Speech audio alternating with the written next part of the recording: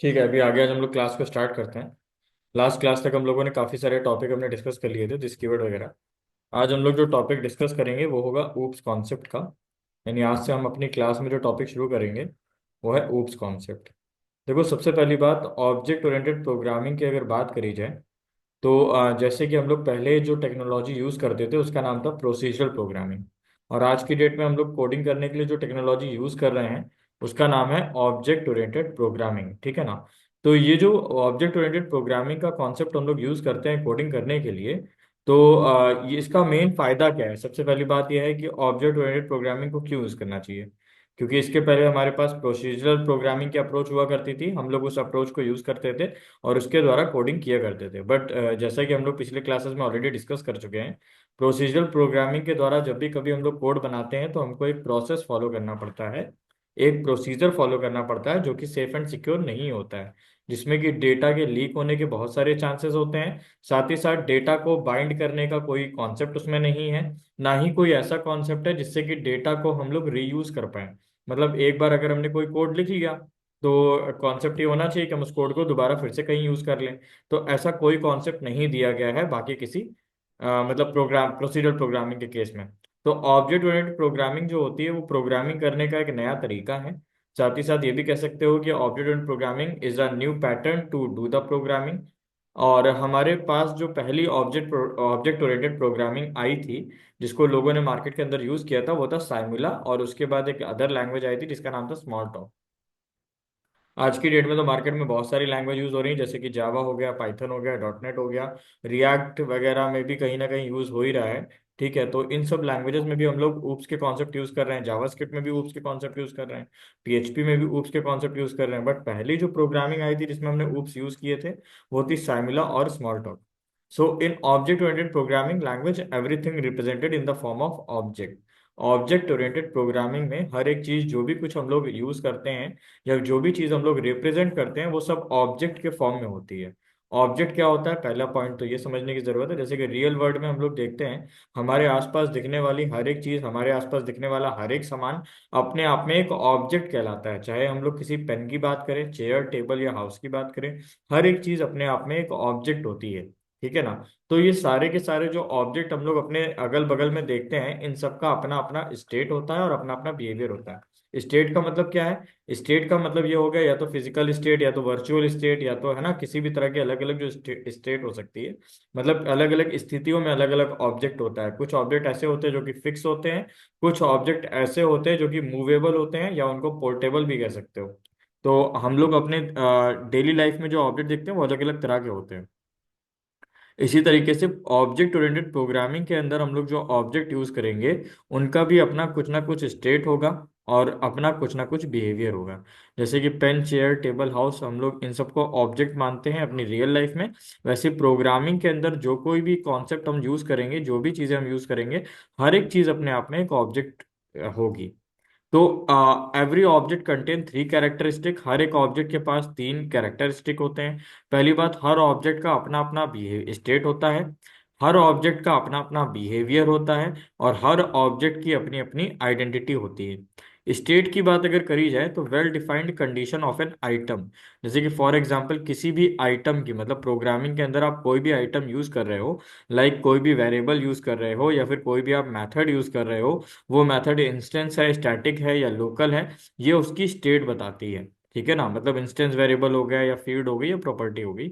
Behaviour का मतलब क्या है? Effect on an item. मतलब बिहेवियर का मतलब ऐसे समझो, किसी चीज के आने से दूसरी चीजों पे क्या इफेक्ट पड़ रहा है। जैसे कि हम लोग अलग अलग मेथड बनाते हैं ना, तो मेथड बनाने से क्या होता है कि हम एक बार कॉल करते हैं तो एक साथ मान लो चार मेथड हम बुला लेते हैं। जैसे कि हम लोगों ने जब दिस कीवर्ड पढ़ा था तो याद होगा, हम लोग एक कंस्ट्रक्टर के अंदर दिस लगा रहे थे, कॉल एक ही को कर रहे थे लेकिन वो जा करके तीनों को कॉल कर ले रहा था। तो हो क्या रहा था, कॉल तो एक हो रहा था लेकिन उसका इफेक्ट तीनों पे पड़ रहा था। तो ये बिहेवियर का पार्ट आप समझ सकते हो।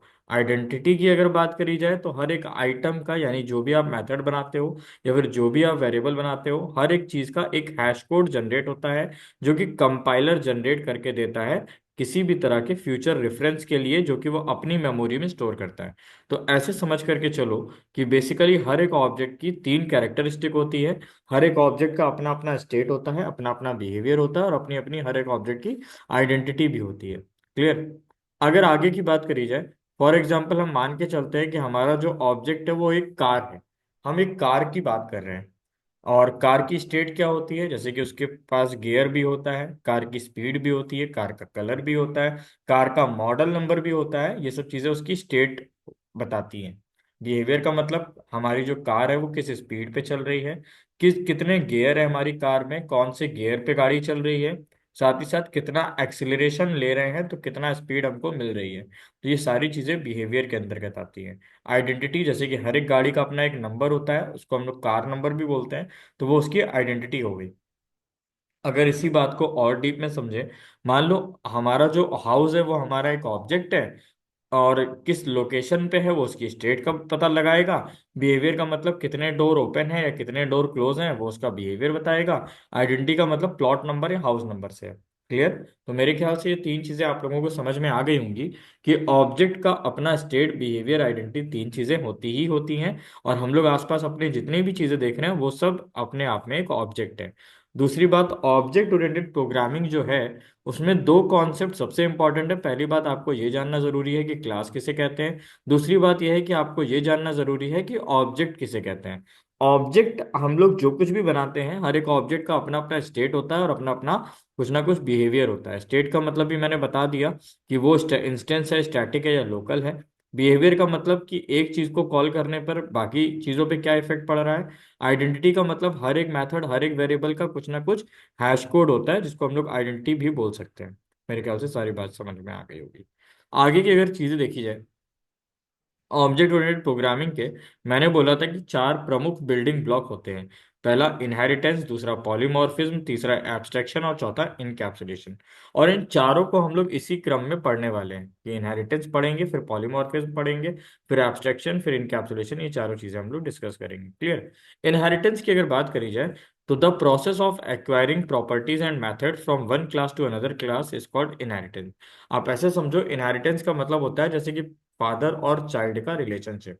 जैसे कि फॉर एग्जांपल जो चाइल्ड होता है वो हमेशा फादर की प्रॉपर्टीज को एक्वायर करता ही करता है। मतलब वो जो बच्चा होता है, उस बच्चे के अंदर आपको हमेशा उसके पिताजी के गुण देखने को मिलेंगे ही मिलेंगे। इनहेरिटेंस का मतलब भी कहीं ना कहीं कुछ ऐसा ही होता है। कहने का मतलब ये है कि अगर आप दो क्लासेस बना रहे हो, आपने एक क्लास बना दी है कोई ए नाम की, और दूसरी क्लास आपने कोई बना दी है बी नाम की। अब आप चाहते हो कि क्लास ए के अंदर हम लोगों ने जो कुछ भी लॉजिक लिखा है, वो लॉजिक एज इट इज हम क्लास बी के अंदर भी यूज कर पाए या फिर इम्प्लीमेंट कर पाए। तो उसके लिए हमको इनहेरिटेंस कॉन्सेप्ट को यूज करना होगा। मान के चलिए हमारे पास यहाँ पे दो क्लासेस हैं, ठीक है ना। एक क्लास ए है और एक क्लास बी है। ए के पास अपना बिजनेस लॉजिक होगा और बी के पास अपना बिजनेस लॉजिक होगा। इन दोनों ही क्लासेस के पास अपने अपने बिजनेस लॉजिक है। अगर हम ये चाहते हैं कि इन दोनों क्लासेस के बीच में हमको एक लॉजिक बिल्ड करना है, या फिर हम चाहते हैं कि इन दोनों क्लासेस के बीच में हमको एक रिलेशनशिप इस्टेब्लिश करना है। व्हाट आई वांट कि हमें इन दोनों क्लासेस के बीच में एक रिलेशनशिप इस्टेब्लिश करना है, सो दैट ये दोनों क्लासेस आपस में एक दूसरे के साथ कोलैबोरेट कर पाए, और ये दोनों क्लासेस आपस में एक दूसरे को अपना डेटा शेयर कर पाए। तो हमें इसके लिए जरूरत पड़ेगी इनहेरिटेंस कॉन्सेप्ट की। इनहेरिटेंस का मतलब ही होता है कि एक्वायर प्रॉपर्टीज फ्रॉम पेरेंट। लिख देते हैं यहाँ पे, acquire parent property into child is called inheritance. मतलब एक बच्चे के अंदर हमेशा उसके पिताजी के गुण आपको देखने को मिलेंगे ही मिलेंगे। तो इनहेरिटेंस का मतलब ही यही होता है कि एक्वायर कर लो पेरेंट की प्रॉपर्टी को चाइल्ड में। बस यही कॉन्सेप्ट आपका इनहेरिटेंस है। मतलब कहने का यह है कि अगर क्लास ए के पास, मैं कह रहा हूं कि क्लास ए के पास, क्लास से मान लो फादर है, ठीक है, और इसके पास मान लो प्रॉपर्टी है, इसके पास मान लो लैंड है, इसके पास मान लो कार है, और इसके पास मान लो ज्वेलरी है। ठीक है। अब पेरेंट के पास प्रॉपर्टी, लैंड, कार, ज्वेलरी चारों चीजें हैं। तो ये जो हमारा क्लास बी है जिसको कि हम लोग चाइल्ड बोल रहे हैं, तो चाइल्ड हमारा जो है ना क्लास बी, अगर ये एक्सटेंड कर लेता है ए को, class B extends class A, या फिर हम ऐसे लिखेंगे केवल क्लास बी एक्सटेंड्स ए। तो क्लास बी के पास भी ये चार की चार चीज एज इट इज इम्प्लीमेंट या एक्सटेंड हो जाएंगी। समझ गए ना? Four properties as it is extend हो जाएगी। क्लियर? तो इसको बोलते हैं इनहेरिटेंस। आगे अगर देखो, the process of acquiring properties and method from one class to another class is called inheritance. Properties को एक्वायर करना चाहते हो या फिर मेथड को एक्वायर करना चाहते हो, इन दोनों ही केस में आपको इनहेरिटेंस कॉन्सेप्ट का यूज करना पड़ेगा। मतलब मान लीजिए क्लास ए के पास दो वेरिएबल होते, ए और बी नाम के। क्लास बी ये चाहता है कि ये ए और बी नाम के वेरिएबल हम लोग एज इट इज यूज कर लें, तो हमें इनहेरिटेंस कॉन्सेप्ट को फॉलो करना होगा।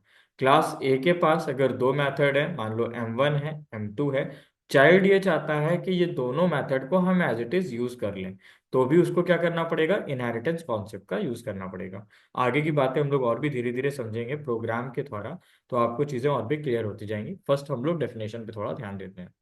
We are achieving inheritance concept by using extend keyword.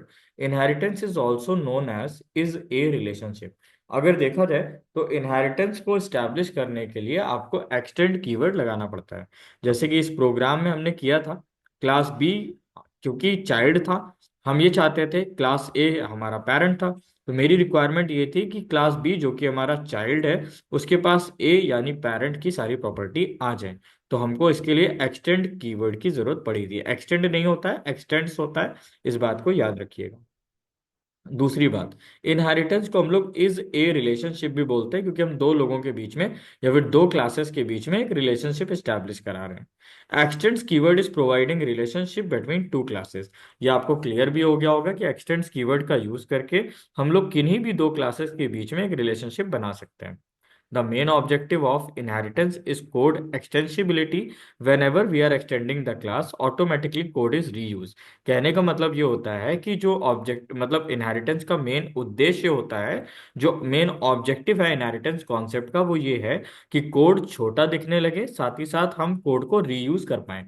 मान लीजिए हम कह रहे हैं कि हमारे पिताजी के पास प्रॉपर्टी, लैंड, कार और ज्वेलरी चारों चीजें थी, तो अगर मैं एज अ चाइल्ड इन सब चीजों को पिताजी से मांग करके यूज कर लूं, तो जाहिर सी बात है कि मुझे मेहनत कम करनी पड़ेगी। लेकिन अगर मैं कहता हूं कि मैंने कसम खा ली है कि ये चार की चार चीजें हम अपने पिताजी से नहीं लेंगे, ये सारी की सारी चीजें हमें खुद से बनानी है, तो जाहिर सी बात है समय भी ज्यादा लगेगा, मेहनत भी ज्यादा करनी पड़ेगी, कमाना भी ज्यादा पड़ेगा और काम भी ज्यादा करना पड़ेगा। मतलब अगर आप देखो ये चारों चीजें आपको एज इट इज मिल जाती, तो एक पीढ़ी की मेहनत आपको पूरी की पूरी एज इट इज मिल रही है। अगर आप यहाँ पर उन चीजों को बनाने जाते हो, तो इसमें आपको समय और मेहनत दोनों देनी पड़ेगी। क्लियर है ना? तो यहाँ पर अगर देखो तो रीयूजेबिलिटी हो गई ना, कि मतलब वो पिताजी ने बनाया था, बच्चे ने उसको एज इट इज रीयूज कर लिया। क्लियर? मतलब क्लास ए के पास जो मेथड और वेरिएबल थे उसको क्लास बी ने एज इट इज यूज कर लिया। हम यहाँ पर रियल वर्ल्ड से चीजों को कनेक्ट इसलिए कर रहे हैं ताकि आपको इनहेरिटेंस आराम से समझ में आ पाए। दूसरी चीज अगर आप आगे की तरफ ध्यान दो, तो हम लोगों ने इतना तो कर ही लिया। दूसरा कॉन्सेप्ट हमारा ये है, हाँ वो ये मान के चलो कि पहली बात तो कोड छोटा भी हुआ, दूसरी बात कोड रीयूज भी हुआ। Inheritance one class providing the property and another class is acquiring the property. Inheritance में हो ये रहा है कि एक क्लास तो प्रॉपर्टी अपनी प्रोवाइड कर रही है, जबकि दूसरी क्लास उन्हीं प्रॉपर्टीज को यूज कर रही है। ठीक? इन inheritance parent class is giving the property and child class is acquiring the property from parent. तो ये तो आपको समझ में आ गया होगा कि इनहेरिटेंस के दौरान पेरेंट अपनी प्रॉपर्टीज को दे रहा है, चाइल्ड उन प्रॉपर्टीज को पेरेंट से ले रहा है। क्लियर? आगे बढ़ते हैं। अगर हम लोग यहाँ पे प्रोग्राम को समझें, तो थोड़ा आप ऐसे समझिएगा। मान लीजिए क्लास ए है, ठीक है, और इस क्लास ए के पास हम कहते हैं कि दो मेथड हैं, पहला M1 नाम का है और दूसरा M2 नाम का है। ठीक? ये क्लास ए यहाँ पे खत्म हो रही है, यहाँ पे सेमी कोलन नहीं लगना चाहिए था, ये गलत है, इसको हटा दीजिएगा। दूसरी बात, हम लोगों ने फिर से एक क्लास बनाई बी नाम से। यहाँ पे जो डिराइव्ड शब्द लिख के आ रहा है ना, डिराइव्ड शब्द एक्चुअली पीडीएफ बनने में थोड़ी गलती हुई है। ये डिराइव्ड शब्द इधर नहीं होगा, ये डिराइव्ड शब्द इधर होगा। सब और लिखा है ना, इसके आगे होगा ये डिराइव्ड शब्द, मेरे ख्याल समझ गए होंगे। अब क्लास ए के पास दो मेथड है। इस कोड को आप पेन और पेपर उठा लीजिए तो आराम से लिखते भी जाइए, क्योंकि इस कोड में थोड़े से चेंजेस आपको भी करने होंगे।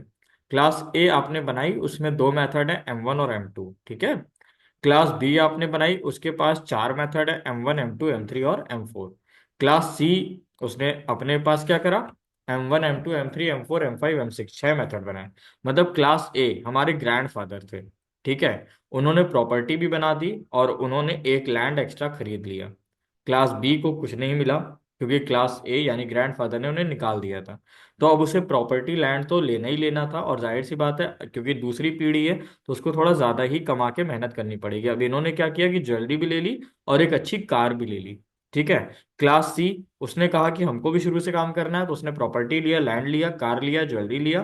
फिर उसने सोचा कि हम एक काम करेंगे, एक विला भी लेंगे और एक ऑफिस भी बनाएंगे।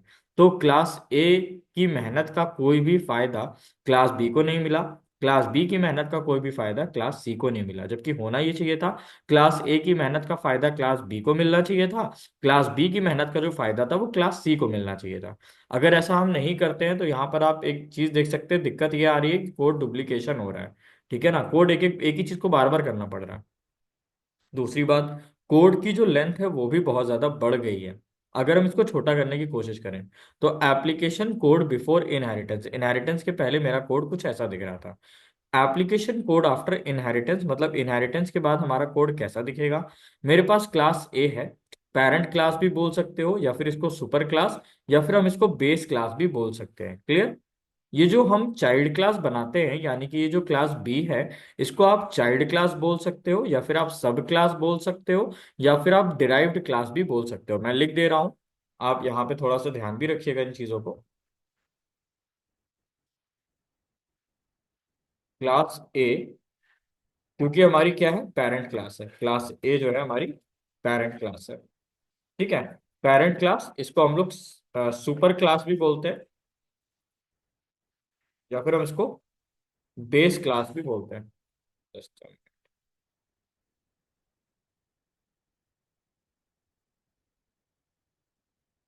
हम लोग इसको क्या बोलते हैं, बेस क्लास। मेरी बात समझ में आ गया होगा। क्लास बी जो हमारी है, उसको हम लोग चाइल्ड क्लास बोलेंगे, पेरेंट के साथ तो चाइल्ड ही आता है ना। और सुपर क्लास उसको बोलते हैं, तो इसको आप बोल दो सब क्लास। बेस क्लास उसको बोलते हो, तो इसको बोल दो डिराइव्ड क्लास, ठीक। तो इस तरीके से कॉन्सेप्ट चलता है, ठीक। क्लास बी ने क्या किया, उसने कहा कि मैं दोबारा इतनी मेहनत नहीं करूंगा, मैं पिताजी से कहूंगा कि आपने जितनी मेहनत कर ली है उसका कुछ फायदा हमको भी दीजिए। तो हमें पिताजी को इज्जत के साथ बुलाना पड़ेगा, यानी हम यहाँ पे एक्सटेंड्स कीवर्ड का यूज करेंगे। क्लास बी ने एक्सटेंड्स कर लिया ए को, तो जाहिर सी बात है ए के पास जो दो मेथड थे ना M1 M2, वो बी में एज इट इज चले आएंगे, कुछ नहीं करना उसके लिए। यहाँ पर इसने क्या किया, M3 M4 अपने दो नए मेथड और बना दिए। तो अगर आपसे कोई पूछता है कि क्लास ए में कितने मेथड है, आप बताओगे दो। क्लास बी में कोई पूछता है कि कितने मेथड है, तो आप बताओगे चार। क्यों, क्योंकि ए के भी तो दो आपको मिल रहे हैं और आपने बी में दो नए बना दिए हैं, तो दो और दो मिला के चार हो गए। क्लास सी ने क्या किया, उसने बी को एक्सटेंड कर लिया, ठीक है। तो यहाँ पर जब क्लास सी ने बी को एक्सटेंड किया, तो इसको चार मेथड तो बी से मिल जाएंगे, और इसने दो अपने और बना लिए, यानी सी के पास टोटल छह मेथड हो गए, ठीक। अगर आप लोगों को यहाँ तक कोई दिक्कत नहीं है, type yes in the chat box. If you have no problem, then type yes in the chat box, no problem. Okay. Eliminated duplication, अब अगर आप यहां पर देखिए तो आपका जो कोड डुप्लीकेट हो रहा था वो एलिमिनेट हो चुका है। मतलब यहां पर जो चीजें हम बार बार कर रहे थे वो यहाँ पे नहीं करनी पड़ी, कोड हमारा जो डुप्लीकेट था वो एलिमिनेट हो गया, वो खत्म हो गया। Length of the code is decrease, जाहिर सी बात है आपको समझ में भी आ रहा होगा देख करके, यहाँ पे कितना लंबा कोड था, वही कोड यहाँ पे छोटा हो गया। Reusing properties in child class, दूसरी बात यह है कि जो पेरेंट के पास प्रॉपर्टी थी हम उनको एज इट इज रीयूज कर रहे हैं, हमें उतना मेहनत करने की जरूरत नहीं पड़ रही है, ना ही हमें कुछ दोबारा बनाने की जरूरत पड़ रही है। मेरे ख्याल से चीजें समझ में आ गई होंगी। अगर आप लोगों को समझ में आ गया तो यस सर। Sir yes. अगर हाँ बताइए बताइए, बताइए क्या कह रहे हैं। के पहले से आवाज कट रही है, तो इनहेरिटेंस वाली है। फिर से बोलो, आवाज कट सर गई थी। इनहेरिटेंस वाली क्लास है सर, जो क्लास बी। हाँ, हाँ, क्लास ऊपर तो आवाज नहीं आ रही है आपकी। सुमित बेटा, आवाज नहीं आ रही है। सर आप चैट बॉक्स में अरे टाइप कर दो। क्लियर है आवाज। आप टाइप, ओके। चैट बॉक्स में टाइप कर दो। आगे देखो। To reduce the length of the code and redundancy of the code. ठीक है, हम किस लिए यूज कर रहे हैं inheritance? Length of the code, यानी कोड की जो लेंथ है उसको रिड्यूस करने के लिए। And redundancy of the code, redundancy का मतलब क्या होता है कि हम कोड की लेंथ सर ये को कम करना चाहते हैं। रिडंडेंसी का मतलब ये समझ लो कि कोड में जो रिपीटिशन हो रहा है हम उसको खत्म करना चाहते हैं, कि जो चीजें बार बार रिपीट हो रही हैं। रिडंडेंसी का मतलब होता है रिपीटिशन। तो रिपीटिशन को हम खत्म करना चाहते हैं, ठीक। And to improve reusability of the code, हमें क्या करना है, कोड की रीयूजेबिलिटी को जो बढ़ाना है, कि एक बार लिख दिया तो बार बार ना लिखना पड़े। सन पीपल इंट्रोड्यूस इनहेरिटेंस कॉन्सेप्ट, यानी सन माइक्रो सिस्टम वालों ने इनहेरिटेंस कॉन्सेप्ट बना के हमको दे दिया। क्लियर। दूसरी बात, object creation of parent and child class in Java.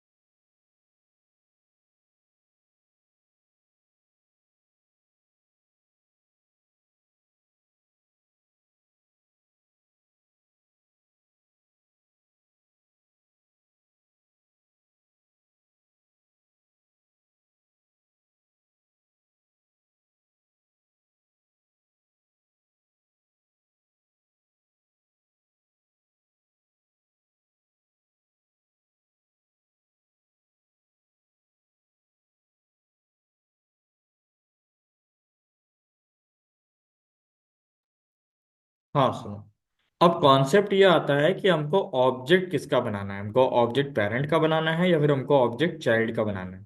So in Java it is possible to create object for both parent and child class.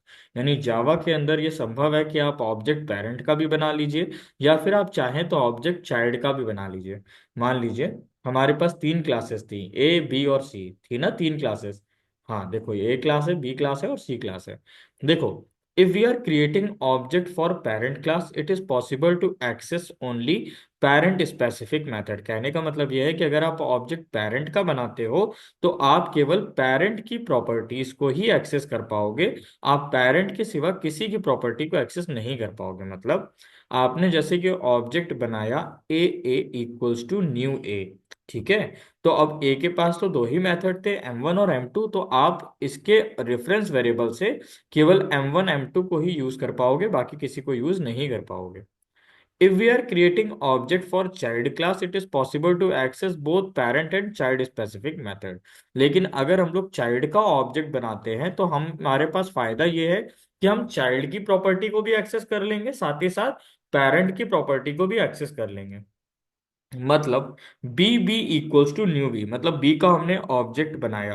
अब बी का अगर ऑब्जेक्ट बनाया है तो याद होगा इनहेरिटेंस करने के बाद बी के पास M1 M2 भी आ गया था। तो हम बी से बोल रहे हैं कि M1 M2 को एक्सेस करा दो, तो उसने करा दिया। हम कह रहे हैं कि M3 M4 को भी करा दो, तो ये सारे करा देगा, ठीक है। अगर हमने सी का ऑब्जेक्ट बनाया तो अब मेन फायदा ये है कि सी ने तो बी को कर रखा है और बी ने ए को कर रखा है, तो सी के पास बी के सारे मेथड आ जाएंगे। बी के पास कितने थे, चार थे, तो सी के पास वो चार तो आ ही गए। और सी के पास अपने भी दो थे, M1 और M5 और M6। तो सी के पास अब टोटल छह मेथड एक्सेस करने की क्षमता है। तो देखो, ऑब्जेक्ट चाहे पेरेंट का बनाओ और ऑब्जेक्ट चाहे चाइल्ड का बनाओ, आपके पास मेन पॉइंट ये होता है कि अगर पेरेंट का बनाओगे तो केवल पेरेंट के मेथड एक्सेस कर पाओगे, जबकि अगर चाइल्ड का बनाओगे तो क्या कर पाओगे, चाइल्ड के मेथड को भी एक्सेस कर पाओगे एज वेल एज पेरेंट के मेथड को भी एक्सेस कर पाओगे। मान लो क्लास ए बनाया, क्लास बी बनाया, क्लास सी बनाया, ठीक है। और हम लोगों ने यहाँ पे क्या किया, क्लास सी के पास मेन मेथड है, या अभी मेन मेथड नहीं बनाते हैं।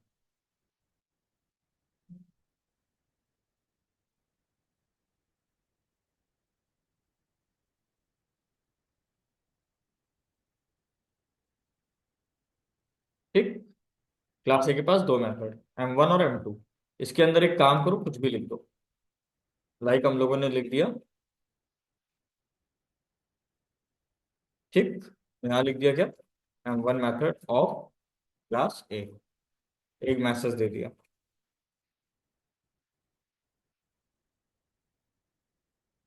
यहाँ क्या लिख दिया, M2 मेथड ऑफ क्लास है, कोई दिक्कत नहीं। अब यहाँ पर या तो आप दोबारा बनाओ M1 M2, तो बताओ क्या फायदा, कोई फायदा है, नहीं फायदा है। तो हम यहाँ पे एक काम करते हैं, M3 और M4 बनाते हैं। क्लास बी ने क्या किया, एक्सटेंड कर लिया ए को। यहाँ पे क्या लिखते हैं, ये ऑफ वगैरह नहीं लगाते, केवल M1 मेथड एक मैसेज दे दिया, यहाँ पे M2 मेथड एक मैसेज दे दिया, यहाँ पे हम लोग एक मैसेज दे देंगे M3 मेथड।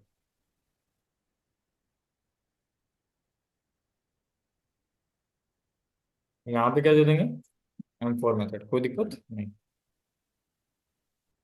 और क्लास सी के पास दो मेथड, M5 और M6, ठीक। अब एक चीज समझो, बी ने तो ए को एक्सटेंड किया है, ए के पास कितने मेथड है बेटा, दो मेथड है। बी के पास कितने हुए, अपने दो हैं, लेकिन इसके पास ए के भी दो हैं, तो टोटल इसके पास चार हो गए। सी के पास कितने मेथड है, अपने तो दो हैं, लेकिन इसने क्या किया है, बी को भी एक्सटेंड कर लिया। जब तक बी को नहीं किया था तब तक दो थे, लेकिन अब बी को कर लिया तो टोटल चार, और दो मिला के छह हो गए। ठीक, अब एक चीज समझो, अगर आप ए का ऑब्जेक्ट बनाते हो तो दिक्कत यह है कि ए के पास तो केवल दो ही हैं, तो केवल दो ही एक्सेस कर पाओगे। लेकिन अगर बी का बनाते हो तो बी के पास चार हैं, चारों मिल जाएंगे, बी वाले भी और ए वाले भी। सी का बनाते हो तो फायदा यह है कि इसके पास छयों हैं, ए बी सी सबके मिल जाएंगे, यानी कि हमें मेन मेथड इसी के अंदर बनाना चाहिए। एक चीज हमेशा याद रखना, जावा के अंदर जब भी आप किसी क्लास के अंदर मेन मेथड बनाते हो तो ऑब्जेक्ट भी आप उसी के अंदर बना सकते हो। क्लियर है ना। अगर आपको ऑब्जेक्ट बनाना है तो इस बात का विशेष ध्यान रखना कि ऑब्जेक्ट बनाने की पहली कंडीशन ही ये है कि आपका मेन मेथड होना चाहिए वहां पे। तो सी के पास ही मेन मेथड बना रहे हैं ताकि हम यहीं पे ऑब्जेक्ट बना पाए। देखो हम दिखाते हैं, अगर हमने यहाँ पे ऑब्जेक्ट बनाया, लाइक लिख दिया A equals to new A, ऐसे तो बनेगा ना ऑब्जेक्ट, जैसे लिखते थे test T equal to new test, तो यहाँ पे क्या लिखेंगे, A equals to new A. अब ए से हमने बोला कि जाओ M1 और M2 को एक्सेस कर लो, तो M1 को एक्सेस कर लो और M2 को एक्सेस कर लो। आंसर क्या आएगा, M1 का आंसर आएगा M1 मेथड, और M2 का आंसर क्या आ जाएगा, M2 मेथड। सेव करते हैं।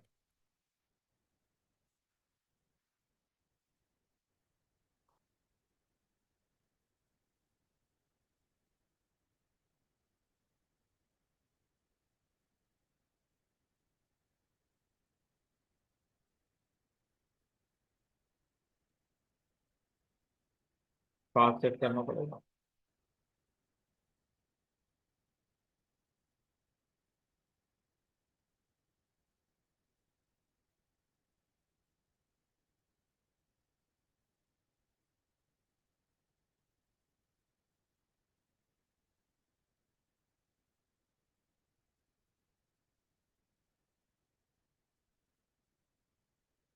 अच्छा, वन ड्राइव में,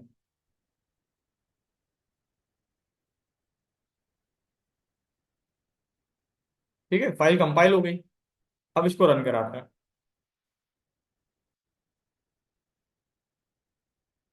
हाँ, ये कौन सा प्रोग्राम रन हो रहा है,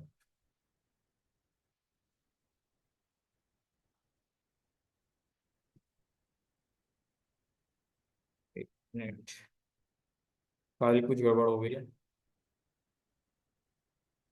डेस्कटॉप पे टेस्ट के नाम से सेव करते हैं, दोबारा एक बार फिर से कराते हैं।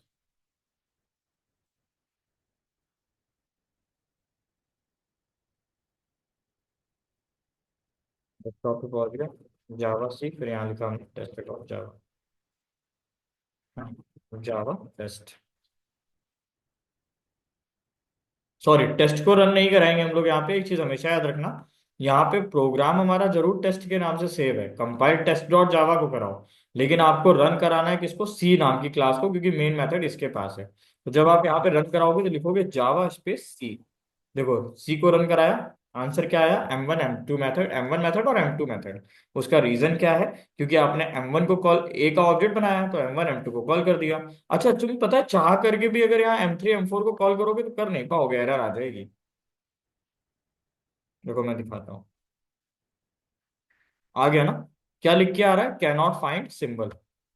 अब लेकिन अगर हम लोग यहाँ पे बी का ऑब्जेक्ट बनाते हैं, ये जरूरी नहीं है आप बी लिखा रहने दो, कोई दिक्कत नहीं है। हमने बी का ऑब्जेक्ट बनाया। अब हम एक काम करते हैं, बी की मदद से सबको एक्सेस करते हैं। तो बी.m1, बी.m2, समझ गए ना, बी.m3, बी.m4। अब देखना सबका आंसर आ जाएगा। आ गया ना, क्लियर। अगर हम यहाँ पे सी का ऑब्जेक्ट बनाते बेटा, लाइक हमने लिख दिया सी इक्वल, देखो इसको बी रहने देते हैं क्योंकि बार बार हमें फिर इतना चेंज करना पड़ेगा। रेफरेंस वेरिएबल तो किसी भी नाम से ले लो, क्या दिक्कत है। अब हम क्या कर सकते हैं, अब हमें सारे मेथड यूज करने को मिलेंगे।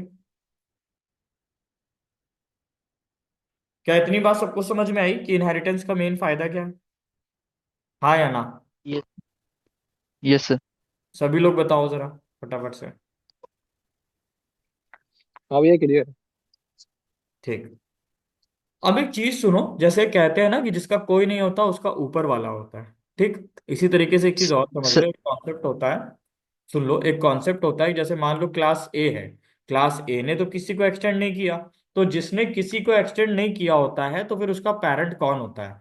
तो अगर किसी क्लास ने किसी को भी एक्सटेंड नहीं किया, तो ऑब्जेक्ट क्लास को ही हम उसका पेरेंट मानते हैं। समझ गए ना क्या लिखा है in Java? We are if we are extending the class then it will be parent class. If we are not extending the class then object class will become parent class. मतलब अगर कोई क्लास किसी class को extend नहीं कर रही है, तो ऑब्जेक्ट क्लास ही उसकी पेरेंट क्लास मानी जाएगी। दोबारा कनेक्ट कर लो, मैं लिंक भेजता हूँ।